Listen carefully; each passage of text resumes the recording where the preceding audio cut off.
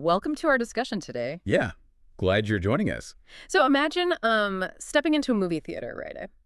And the film is already like 2 hours in. Right, you're just walking in completely blind. Exactly. On the screen, the characters are just screaming at each other. The music is at this fever pitch. Buildings are literally coming down. And, the audience around you is actively cheering for one side or the other. But you have absolutely no idea what the plot is. None. You don't know who the characters actually are or, what happened in the first 2 hours to lead to this explosive climax. I'm just watching the explosion. Right. And honestly, that is exactly how it feels scrolling through social media or, well, watching the nightly news coverage of the Middle East right now. Oh, 100%. It really does. You are fed these highly charged plot points, but they feel completely devoid of any, grounded historical context. Yeah, it creates this profound sense of historical whiplash. Really. Whiplash is the perfect word for it. Because we are constantly bombarded with these incredibly rigid narratives and, these weaponized buzzwords. And when you actually look closely, it becomes obvious that the foundational layers, like the actual documented history of the region, have been completely paved over. Just totally buried. Right. They're sacrificed in favor of, well, whatever particular geopolitical narrative is trending that day. Right, on social media or wherever. Exactly. So our mission for this deep dive is to basically bring in the jackhammers and pull up that pavement. Let's do it. We are taking a fascinating, incredibly positive, and just deeply historical look at the origins of the Israel-Palestine conflict. And to be completely clear with you, the listener, right from the jump, we are navigating highly charged, politically and emotionally sensitive material today. Definitely. But our goal here isn't to, take a political side or tell you who to vote for or endorse specific viewpoints. Right. That's not what this is about at all. No. We are here to impartially report on the deeply researched content provided by a stack of incredible sources we've gathered. And they are really, really phenomenal sources. They are. We just want to convey the ideas, the historical arguments, and particularly the legal reasoning they use. Because honestly, the methodology they employ to unpack this conflict is just brilliant. It truly is brilliant. I mean, the sources we are synthesizing today, they feature this fascinating cross-section of highly analytical minds. Right, we've got a great mix. We do. We have a meticulous legal and historical breakdown from a federal district judge. Okay. Then we have the sharp geopolitical analysis of a prominent political commentator.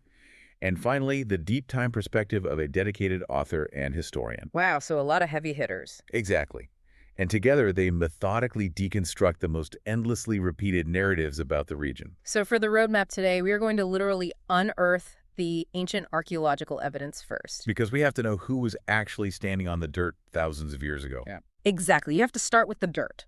From there, we will look at how the maps were drawn in the 20th century. Like who got what and why. Crucial context. Right. Then we are going to decode the complex psychological and religious layers that fuel the modern ideology you see on, college campuses today. And finally, and I think this is probably the most important part, we are going to highlight some incredibly uplifting, vital humanitarian work happening on the ground right now that completely transcends all of this conflict. It is a massive undertaking, for sure. But, understanding the deep past is the absolute prerequisite for decoding the headlines of the present. You literally can't understand it otherwise. No, you can't. Like you said, if you don't know the first 2 hours of the movie, you cannot possibly understand the ending. So let's get our hands dirty. Let's do it. To understand the present, we really have to start by digging into the dirt of the region to address what is arguably the most pervasive claim circulating right now. You mean the colonialism argument? Yes, the idea that Israel is a quote-unquote colonial state. Right. And to tackle this, our sources lean heavily on the work of federal district judge Roy Allman. He evaluates the historical claims against the Jewish state through the strict, rigorous lens of legal reasoning. And what is so fascinating about Judge Allman's approach is the standard of evidence he applies. Tell me more about that. Well, think about how a courtroom operates, right? Yeah. If a plaintiff comes in and tells a compelling story, the court listens. Here. But the court doesn't just take their word for it. They look for objective, independent, third-party corroboration to rule out inherent bias. Because everyone is biased about their own story. Exactly. And Judge Allman applies this exact uncompromising legal standard to the colonialism myth. He presents what he terms his 3 buckets of evidence to refute it. 3 buckets, okay. Yeah, these buckets are rocks in the ground, words on the page, and blood in the veins. Okay, I love that framework. Let's start with the rocks, which really just means the archaeological and historical timeline. The sources lay out a timeline that completely cures that historical whiplash we talked about earlier. When you look at the dates, it's actually staggering. It really puts things in perspective. It does. The historical and archaeological record presented shows Joshua entering the land of Israel around 1400 BC. Wow, 1400 BC. Yeah. And then the Kingdom of David is founded around 1000 BC. Okay. The first Temple of Solomon is built roughly 957 BC, the second temple in 515 BC, and then the Hasmonean dynasty, which, by the way, was a period of independent Jewish self-rule, is founded in 166 BC. And we really need to pause here and put those dates in perspective for you. Yeah, please do. Because the sources point out that Islam, which is the religion of the Palestinian Arabs, was not founded until the 7th century AD. Wait, AD? Yes, AD. That is roughly the year 610 AD. Oh, wow. So we are talking about a continuous, documented Jewish presence, statecraft, language, and culture occurring literally thousands of years before the advent of the religion that currently claims historical exclusivity over that very same territory. Yeah, right. Thousands of years. Which leads directly to Judge Allman's second bucket, words on the page. This part is so interesting. I found this specific legal framework absolutely riveting, honestly. Because he doesn't focus on Jewish texts saying the Jews lived there. No, that would be biased. Exactly. He focuses entirely on documentary proof written by Israel's ancient adversaries. Because that is the absolute gold standard of evidence. Allman points out that in legal theory, if a party says something favorable to its own claim, you listen, but you naturally take it with a grain of salt. Right, of course they would say that. It benefits them. Exactly. However, when a party's adversary says something favorable to your claim, you give it immense weight. Because why would they lie to help you? Right. You would never expect your mortal enemy to meticulously document facts that actually prove your case. And the sources note that the ancient world was full of, meticulous record keepers who also just happened to be brutal conquerors. They love their paperwork. They really did. For thousands of years, the invading Romans, the Babylonians, the Assyrians, they took really detailed administrative notes about the people they were conquering, taxing, and, well, killing. Yeah, very dark, but very well documented. Very. And all of these ancient enemies explicitly recorded that the people living between the Jordan River and the Mediterranean Sea were Hebrew-speaking Jews who practiced the Judaic religion. Exactly. The Assyrian reliefs, the Babylonian chronicles, the Roman records. I mean, none of them mention a demographic of people called Palestinians practicing Islam in the year 500 BC or 100 AD. Because Islam didn't exist yet. Right. They mention the Jews, which leads us into the fascinating and somewhat dark history of the word Palestine itself. Oh, yeah. Let's get into this. One of our historical sources breaks down exactly how this specific name came to be applied to the region. Because it wasn't always called Palestine. Not at all. For centuries, the region was known natively and internationally as Judea, which literally translates to the land of the Jews. Okay, so I want to understand the mechanism here. How does a region universally known as the land of the Jews suddenly get a completely different name, a name that is now used to argue the Jews don't belong there? It's a crazy story. It traces back to the year 134 AD. Okay, 134 AD. Right. The Jewish population in Judea staged this massive, fierce uprising against the occupying Roman Empire. Like a rebellion. Exactly. This is known to history as the Bar Kokhba Revolt. And the Roman emperor at the time, Hadrian, was absolutely furious. I bet. It took immense Roman resources to crush this rebellion. So when the Romans finally defeated the revolt, they didn't just want to punish the people. They wanted to punish the very memory of the nation. Like a total psychological erasure. Precisely. It was incredibly calculated. As a deliberate insult, the Romans expelled a large portion of the Jewish population, though. It's crucial to note a continuous Jewish presence always remained. Right. They didn't get everyone. But they expelled a lot of them. And then they officially renamed the entire region. They actually dug into the ancient biblical texts, identified the historical, extinct ancient enemies of the Israelites. Which were who? The Philistines, a seafaring people from the Aegean. And they renamed Judea to Syria Palestina. Wow. which eventually anglicized to Palestine. That is just an unbelievable piece of context. Isn't it? The very name Palestine was essentially a punitive Roman label. It was explicitly designed to sever the Jewish connection to the land by naming it after their ancient enemies. A literal insult etched into the map. If you think about it, that is a highly successful ancient form of information warfare. Oh, totally. If you violently rename a place and force the world to use that new map, eventually generations forget what it was originally called. It obscures the origins of the region for millennia. And, this historical reality brings us back to the legal definition of colonialism that Judge Allman completely dismantles. Yeah, I want to push back on the way the word colonialism is thrown around today, because it feels incredibly intellectually lazy when you actually look at these facts. It really is. The sources bring up great examples of actual colonialism, like English kings who speak English and practice Anglican Christianity crossing an ocean to rule Virginia. Right, totally disconnected from the land. Or Spanish monarchs speaking Spanish and practicing Catholicism, conquering the Incas in Peru. But let's use a modern analogy that the sources hint at. Okay. Imagine if a group of Native Americans, let's say the Cherokee, who had been violently expelled from their ancestral lands in the American South, finally managed to return generations later. Okay, following you. They return, they buy land, and they reestablish a sovereign community there. Nobody in their right mind would call the Cherokee colonizers of Georgia or North Carolina. Because colonialism inherently relies on foreign imposition. Exactly. It requires a complete disconnect between the ruling power and the indigenous culture of the land they're extracting resources from. Right, so the analogy poses this unavoidable question. If the people living in this land 2,000 years ago spoke the Hebrew language, practiced the Judaic religion, and passed down the exact same names to their children. Names like David, Simon, Benjamin. Right. Names like Daniel, just as Jewish families do in the modern state of Israel today.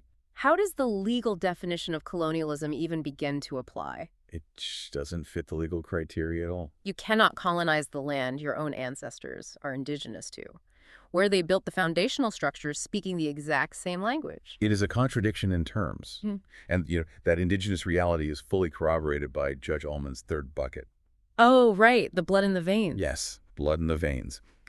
The sources highlight that over the last few decades, highly advanced genetic studies have been conducted on almost every major Jewish population dispersed globally. Whether they ended up in Eastern Europe or North Africa or the Middle East. Exactly. And the objective scientific consensus confirms that these dispersed populations are genetically connected.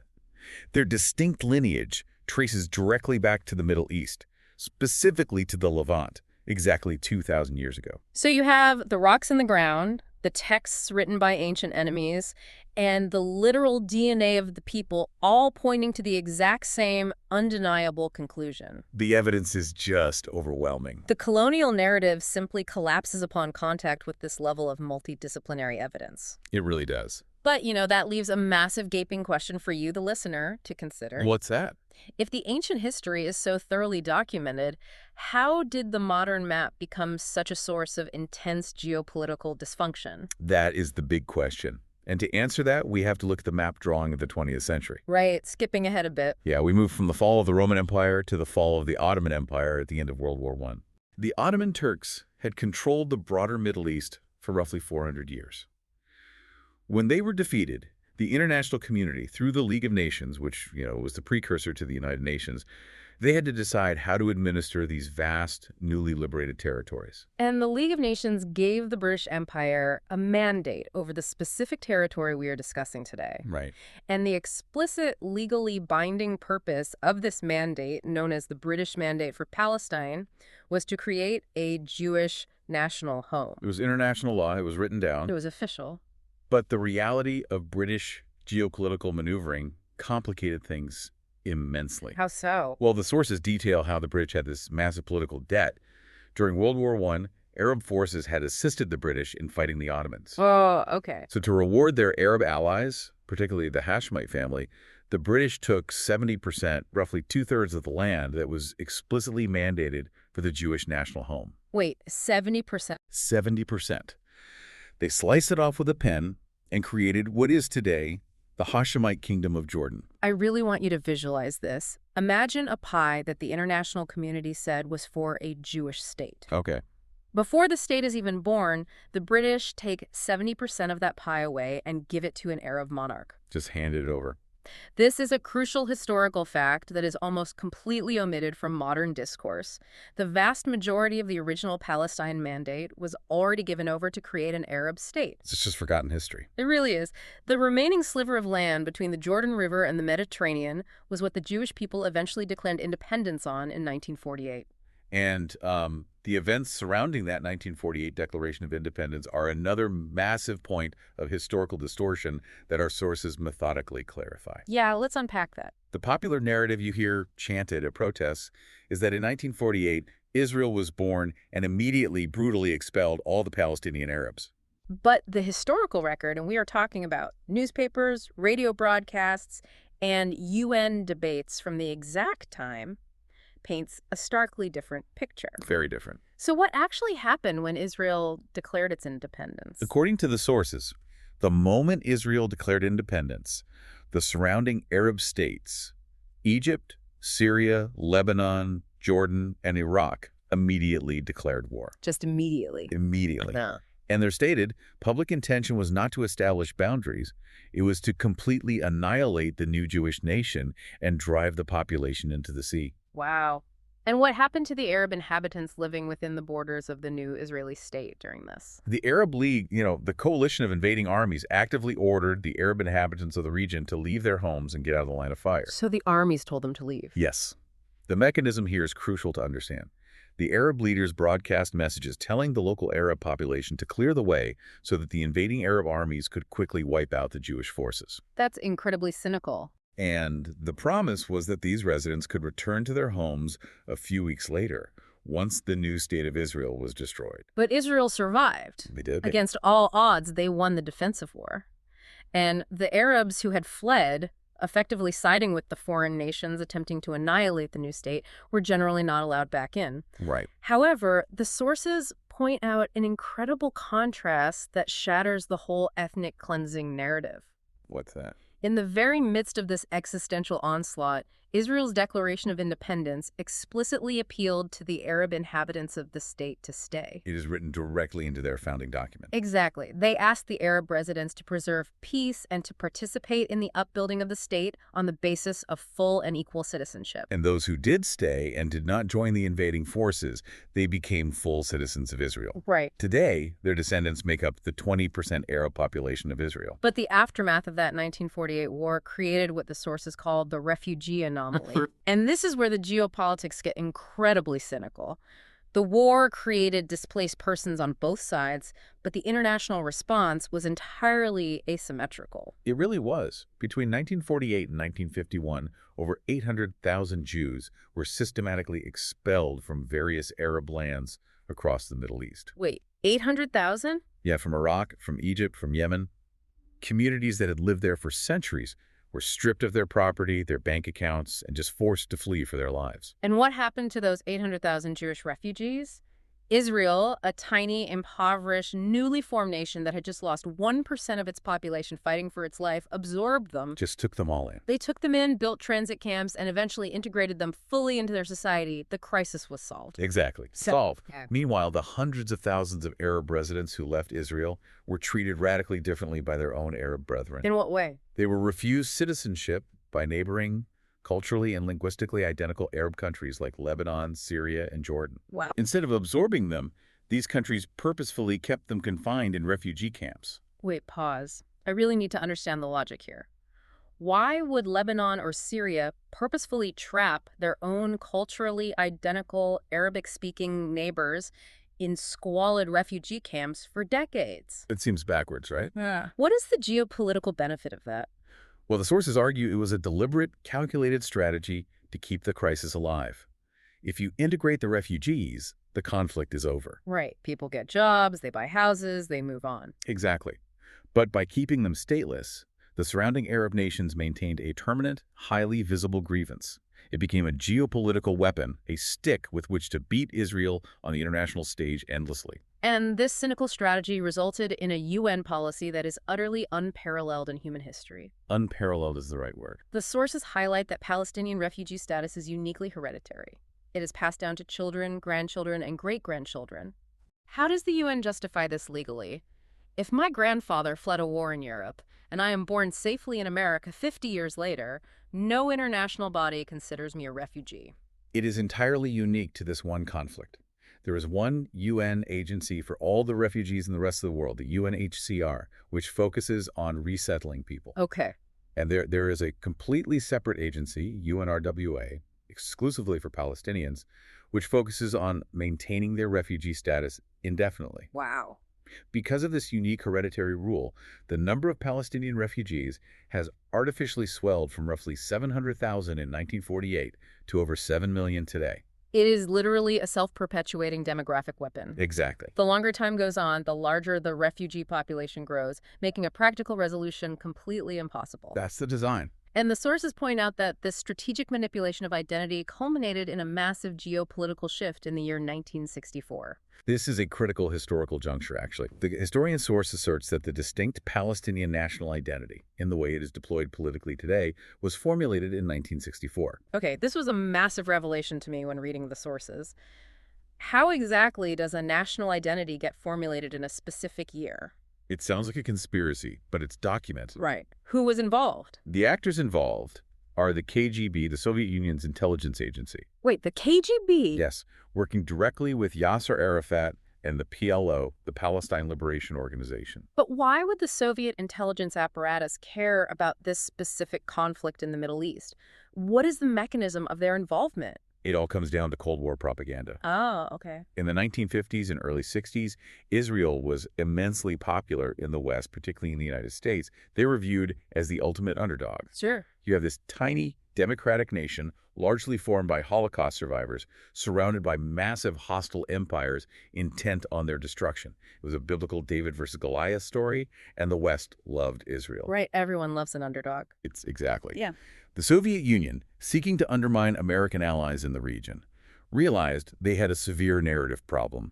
They understood that the Western psyche fundamentally roots for the underdog. So if Westerners naturally love an underdog, the Soviet mechanism was to engineer an even smaller underdog to fight the Western ally. Yes. It's like political astroturfing on a global scale. Precisely.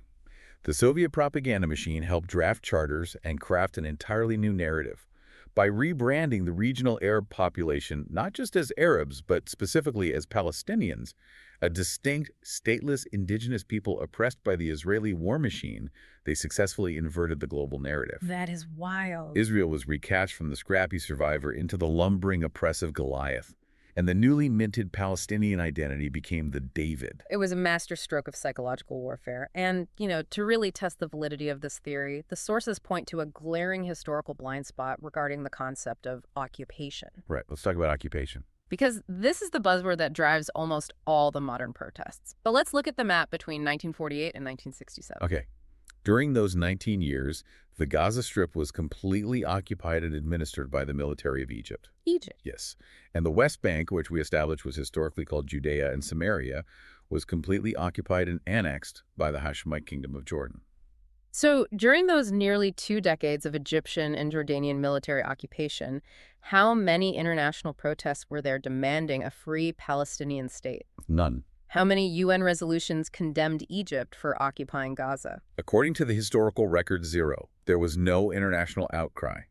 The Arab League was not demanding a Palestinian state in the West Bank. College campuses in the West were not shutting down to demand Jordan leave Judea and Samaria. So if the issue is truly fundamentally about the indigenous people needing a sovereign state free from foreign occupation, why did the world and the Arab nations themselves completely ignore the Egyptian and Jordanian occupations? It's a huge contradiction. Why did the demand for a Palestinian state in those specific territories only become an international emergency after Israel took control of them in the defensive Six-Day War of 1967? That contradiction is the crux of the entire conflict. All right. And answering it requires us to look beyond land, borders, and international law and look straight into the dark engine of ideology and religion. Right. But before we cross that bridge and unpack that ideological alliance, I believe we need to take a quick moment to pause our historical timeline and speak directly to you about something truly important happening in the present. You are absolutely right. We've been dissecting the heavy, often cynical machinations of empires and geopolitics today. But throughout this deep dive, our sources also passionately highlight the incredible life-saving work being done by humanitarian organizations on the ground right now. It's so vital. Organizations like CBN Israel and the International Fellowship of Christians and Jews. While the politicians argue over lines on a map, these organizations are providing vital, unconditional relief. We're talking hot meals, advanced medical care, and safe shelter to people in desperate need. They are actively transcending all the political noise we've been discussing. I highly encourage you, our listener, to take a minute and visit their websites to see how you can support these vital relief efforts. Also, do not forget to check the episode description for more resources that can help you grow in your spirit, mind, and body. Okay, let's dive back in. Ready? We left off with a massive logical contradiction. Why was the occupation of Gaza and the West Bank totally acceptable to the international community when it was perpetrated by Egypt and Jordan, but considered a supreme crime against humanity when Israel took control of those same territories in 1967? Right. And the sources argue that to truly understand this, you cannot look at it through a Western political lens. You just can't. You have to look at the religious texts and theological frameworks that motivate the primary actors in the region. One of the sources points directly to the Quran, specifically chapter 2, verse 191. And what does it say? It states, "Drive them out from where they drove you out." Wow. And the sources contextualize this with a broader Islamic theological concept known as the Waqf. Yes. Can you explain the mechanism of how that belief operates regarding land? Yes. In traditional Islamic theology, there's a concept that any land that was once conquered by and placed under Islamic rule becomes a waqf. A Waqf. Right, an inalienable religious endowment. It belongs to Islam forever. It cannot be permanently ceded to non-Muslims. Ah, okay. So when Jordan occupied the West Bank and Egypt occupied Gaza, it wasn't viewed as a crisis by the regional powers because Jordan and Egypt are Muslim nations. Exactly. The land was still under Islamic control. The core grievance, according to this analysis, has never actually been about drawing borders for a new independent state. No, not at all. It is a fundamental theological rejection of a non-Muslim state, specifically a Jewish state existing on what is considered eternal Islamic land. That reframes the entire history of the peace process, honestly. It really does. It explains why every single peace offer, from the Camp David summits to the Oslo Accords, to the unprecedented offers made by Israeli prime ministers in 2000 and 2008. Were they offered what, up to 98% of the disputed territory? Yes, up to 98% of the disputed territory, plus land swaps for a Palestinian state. And it has been uniformly rejected. Every single time. If the underlying theological premise is that Israel has no right to exist on any square inch of the land, then no compromise on borders will ever be acceptable. Which brings us to one of the most perplexing phenomena discussed in the sources. The modern campus alliance. Yes. The sources describe a strange marriage currently operating in Western institutions between Marxist ideology and Islamist ideology. This is a wild connection to make, because on the surface, these two groups should despise each other. You would think so. You have Western secular Marxists who generally despise traditional religion, allying with fundamentalist Islamists who despise secular Western values. How does this alliance actually work? They have entirely different end goals, but they are united by a shared, incredibly rigid, binary worldview. Okay, breaking things down into two groups. Right. Both ideologies operate on a strict oppressor versus oppressed framework. In the Marxist academic lens, society is divided strictly into the powerful and the powerless, the white colonizer and the brown colonized. Nuance is just gone. Completely discarded. Deep historical context, objective truth, they are often discarded in favor of fitting every conflict into this rigid binary. And the sources argue that both ideologies share a fundamental desire to dismantle Western civilization as it currently exists, so they form an alliance of convenience. Exactly. The Marxist framework provides the sophisticated academic vocabulary, weaponize words like apartheid, genocide, and colonialism to legitimize the Islamist goal of removing Israel, which, is viewed as a pillar of Western democracy in the Middle East. Let's examine the mechanism of that specific word, apartheid. Yeah, that's thrown around a lot. Constantly on social media. But Judge Allman and the other sources completely dismantle this claim using simple demographic facts. Let's hear them. To understand why it's false, we first need to define what apartheid actually was. In South Africa. Right. In South Africa, apartheid was a systemic legal framework where the white minority stripped the black majority of their citizenship, right to vote, freedom of movement, and access to equal courts. Right, that's the actual definition. And then the sources point out the demographic reality of modern Israel. Which is completely different. 20% of Israel's citizens are Arab. They are not second-class citizens living under a separate legal system. They enjoy equal rights under the law. They have robust representation in the Israeli parliament, the Knesset. They serve as prominent judges on the Israeli Supreme Court. They are doctors, lawyers, and military officers. Now compare that to the territories governed by the Palestinian Authority or Hamas. The contrast is insane. The sources note a chilling statistic. There are 0 Jews living under Palestinian rule. 0. Oh. Furthermore, the Palestinian Authority explicitly states that any future Palestinian state must be entirely ethnically cleansed of Jews. So let's process what this actually means. Let's do it. The state with a 20% Arab population that serves on its Supreme Court is routinely labeled an apartheid state by Western academics. Yep. While the government that legally demands an ethnically pure territory without a single Jew is hailed as a righteous liberation movement. It is a complete inversion of reality. I just have to point out the absolute irony here. We are watching college students actively protesting in favor of fundamentalist regimes under which they, the students, would personally lose all of their democratic rights. It's tragic, honestly. We are talking about students championing organizations that, under their strict religious laws, would brutally suppress the very freedoms of speech, expression, LGBTQ rights, and religious liberty that allow these students to pitch their tents and protest in the first place. The irony is lost on them. Are we essentially watching a massive fundamental misunderstanding of the Middle East, filtered entirely through a Western Americanized lens of social justice? The sources strongly assert that we are. We are collectively projecting our own domestic historical guilt, our legacy of slavery and Jim Crow, and our own sociological frameworks onto a region that operates on a completely different set of ancient historical and religious imperatives. We're applying the wrong map to the territory. Exactly. And this academic misunderstanding leads directly to the modern battlefield, where this framework is violently weaponized. Let's talk about how this academic theory manifests when real-world violence breaks out, because the sources argue that this powerful combination of ancient religious ideology and modern Marxist frameworks has created a uniquely sophisticated and incredibly dark media landscape. We see this propaganda machine operate most clearly in the aftermath of October 7th. Oh, man, yeah. The sources recount the absolute unfiltered horror of those attacks.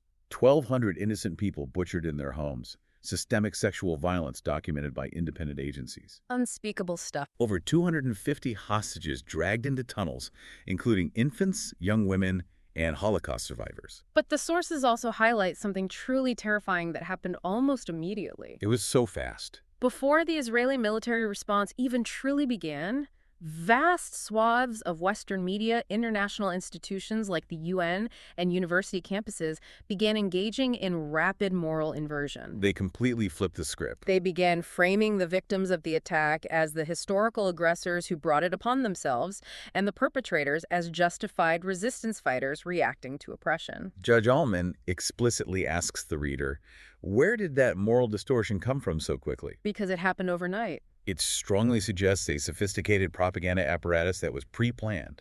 It was ready to deploy terminology that would instantly activate that Marxist oppressor-oppressed reflex in the Western media class. And the sources give us a textbook step-by-step example of how this media manipulation works in real time. The Ali Hospital incident. Yes, the Al-Ali hospital incident. I remember when this happened, and it is vital we break down the mechanics of how this lie spread. Shortly after the conflict began, major global news agencies from the New York Times to the BBC published glaring headlines claiming that an intentional Israeli airstrike had hit the Al-Ali hospital in Gaza, killing 500 civilians instantly. The story went around the world at the speed of light. It was everywhere. It sparked massive, violent riots outside embassies in the Middle East.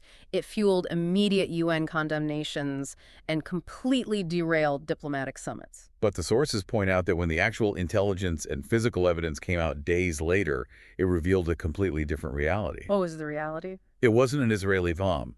Radar and video evidence proved it was an errant, misfired rocket launched from within Gaza by a terrorist group called Palestinian Islamic Jihad. Wow. And it didn't even hit the hospital building. It hit the adjacent parking lot. So the hospital was fine? Yes. And it didn't kill 500 people. Independent intelligence estimates suggested a fraction of that number. But the lie had already done its job. Absolutely. It had traveled halfway around the world while the truth was still lacing up its boots. And this highlights a deeper tactical issue analyzed by our sources, the strategy of deceit in asymmetric warfare. It's a formal strategy. One source quotes the Islamic historical concept that war is deceit.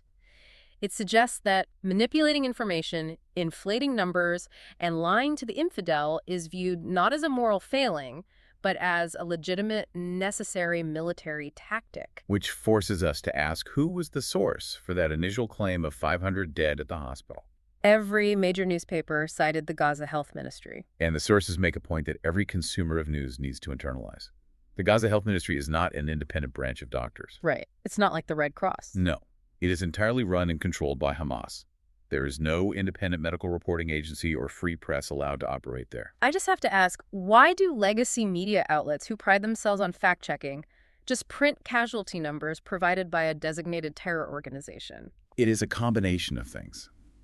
The intense pressure of the 24-hour news cycle, the lack of independent journalists on the ground who can verify without Hamas escorts, and an ideological blind spot that assumes the oppressed party must be telling the truth. Just assuming they're honest because they're the underdog.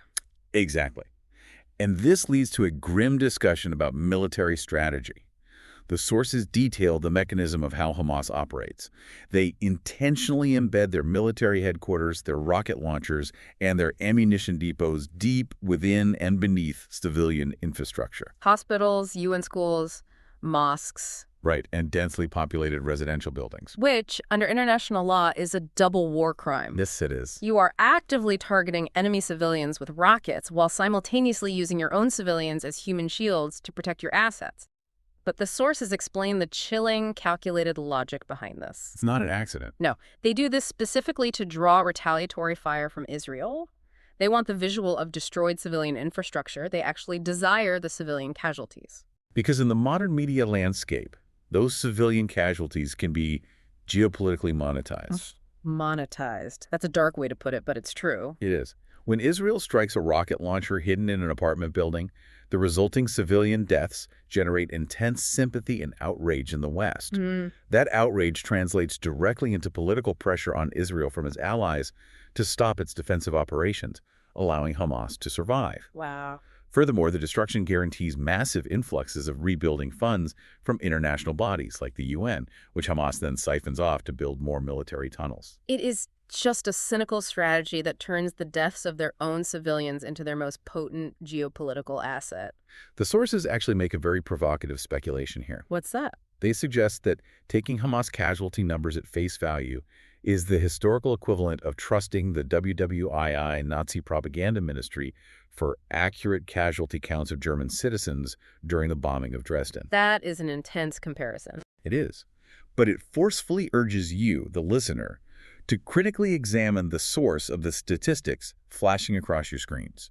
If the data comes exclusively from an organization whose stated chartered goal is the violent annihilation of their neighbor, why is it printed as objective, unverified fact in the morning paper? It demands a level of media literacy, critical thinking, and historical grounding that is unfortunately lacking in much of our public discourse today. Yeah, we really need to do better there. However, as heavy, cynical, and fraught as this geopolitical analysis is, the sources absolutely do not leave us in the dark. No, they don't. And this is where the narrative makes a profound shift and where I think the most important takeaways of this entire deep dive lie. The positive side. Yes, because while the macro-level political and media landscapes are drowning in deception and violence, the sources highlight incredible bright spots of hope and truth happening on the ground level. It's really refreshing. We must look at the humanitarian action that completely transcends these artificially constructed academic divisions. The sources share a deeply moving, extensively documented story about a family living in the region, Haneen and Jamal. Right. They are a traditional Muslim family. And their young son, Mohammed, suffers from a rare, practically incurable kidney disease. It's a heartbreaking situation. The sources describe the agonizing daily reality for this family. Mohammed is tethered to an IV, requiring constant, expensive medication and highly specialized nutrition just to survive another week. The financial and emotional burden on this family was absolutely crushing. I can't even imagine. Jamal, the father, was working exhaustingly long hours as a janitor cleaning a building where an Arab Christian group happened to meet. And through that simple workplace connection, Jamal's desperate situation was referred to CBN Israel, a Christian humanitarian organization operating in the region. Yes. And this is where the entire paradigm of the conflict shifts. Huh. CBN Israel stepped in and provided comprehensive, sustained support. They just showed up. They filled the family's shelves with necessary groceries. They helped pay the mounting, impossible medical bills, and they eased the crushing debt that was destroying the family. And the most crucial detail here, the mechanism of their charity. What do you mean? They did this without any religious test or political prerequisite. Oh, wow. They didn't ask Jamal to renounce his faith. They didn't ask for his political opinions on borders. They simply saw a family made in the image of God, suffering immensely, and they stepped in with unconditional love and tangible financial rest. That is beautiful. Haneen, the mother, spoke about the profound physical peace this brought to their household, allowing them to finally focus on the hope ahead rather than the agonizing crisis of today. When you put Haneen and Jamal's story next to all the heavy, cynical political theory we just analyzed, it completely shatters that Marxist oppressor-oppressed framework, doesn't it? Completely shatters it. The macro ideologies seek to divide humanity into rigid, irreconcilable categories: colonizer and colonized, believer and infidel. But this humanitarian aid proves that on the ground, the love of God and the preservation of human life completely supersedes those academic labels. It is the ultimate counter-narrative. It proves that coexistence isn't just a political buzzword, it is a daily practice.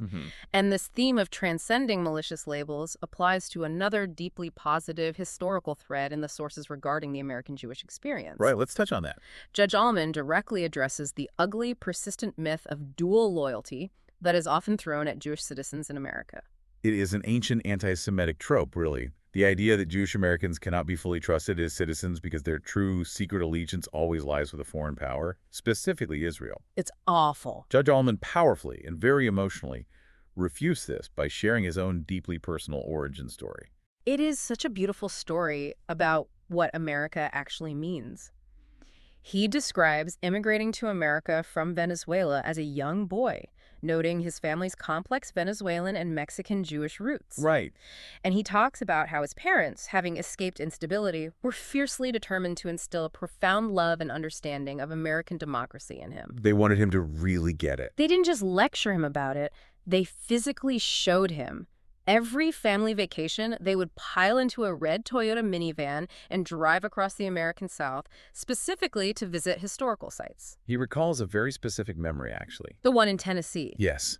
He was an 8-year-old boy standing on top of Missionary Ridge in Tennessee, which was the site of a major bloody Civil War battle. Okay. It was snowing. The first time this young immigrant boy from South America had ever seen snow, he thought it was just a fun, scenic trip. Naturally, he's 8. But his father stopped him right there in the snow and delivered a stern, foundational lesson. He told his son that they didn't bring him there just for a fun vacation. They brought him there so he could intimately understand the character and the cost of the country that had just given them refuge. That gets me chills. His father pointed out across the battlefield that 600,000 men had to die in a brutal civil war so that a part of the country that was enslaved could finally be free. His father taught him that a free and fair democracy isn't just a given. It demands a supreme level of devotion, sacrifice, and dedication. Exactly. Judge Allman uses this deeply moving personal history to emphatically state that he is, first and foremost, an American. His dedication to the rule of law is an American dedication. And the sources point out that this fierce patriotic loyalty is true of the vast, vast majority of Jews in America. Furthermore, the sources delve into the deep historical contributions of Jewish patriots to the very founding of the United States. It goes back long before modern geopolitics. Yes. The mention of Haym Salomon is incredible. Tell us about him. During the darkest days of the Revolutionary War, when George Washington's army was freezing and starving, Haym Salomon, a Jewish immigrant from Poland, personally bankrolled the American Revolution. Just personally funded it. He was one of the most successful financiers in the colonies, and he brokered massive loans and gave his own vast personal sums to the nascent American government and military. That's amazing. And here's the kicker-ess. He died Essentially penniless because he refused to ask the early, struggling American government to pay him back. Oh, wow. He viewed it as his duty to pay his wealth forward to secure the future prosperity and freedom of the new nation. It completely shatters the dual loyalty libel.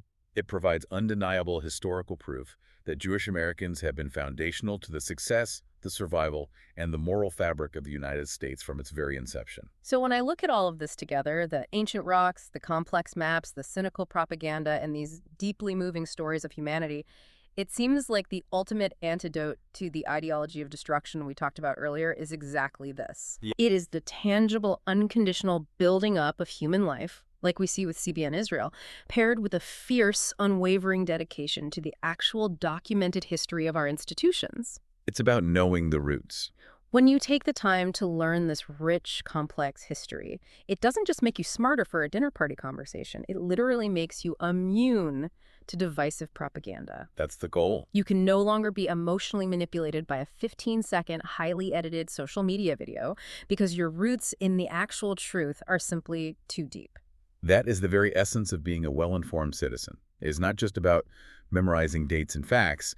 It is about having the structural framework to understand why certain narratives are built, how they are deployed, and ultimately who benefits from your emotional reaction to them. Exactly. We have covered a massive amount of ground today, pulling up a lot of pavement. And as we wrap up this deep dive, I want to leave you, the listener, with a final thought to ponder as you go about your day.